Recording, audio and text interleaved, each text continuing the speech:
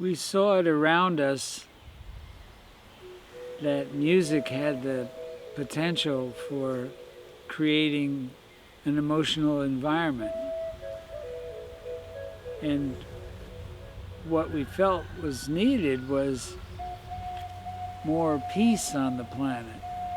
People working for peace within themselves and working on themselves to be peaceful amongst each other, and seeing that that's where ultimately the global peace would come from, and indeed peace in a person's own life would come from meditation, letting go of things, thoughts, just getting down to a simple level of Zen simplicity.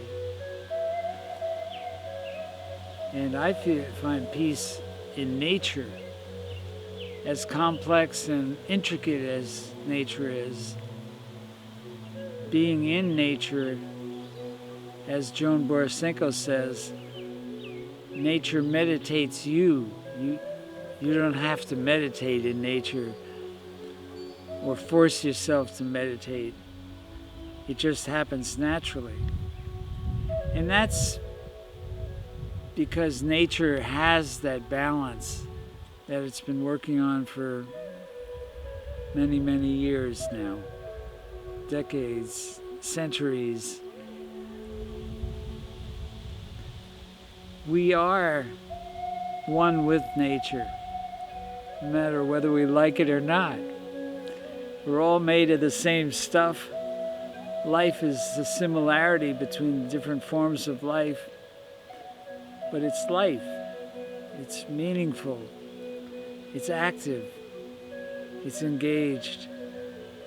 And it's exciting. The elders of the Native American family spoke about how it was important to get in touch with nature. And I could see that as we were making decisions about the environment and the high-rises in the cities, that people who were making those decisions sometimes weren't in touch with what was going on with the environment.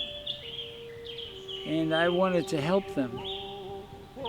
And that seemed to happen when we mixed the music and the natural sounds together and created an environment that emulated what being alone in nature is like.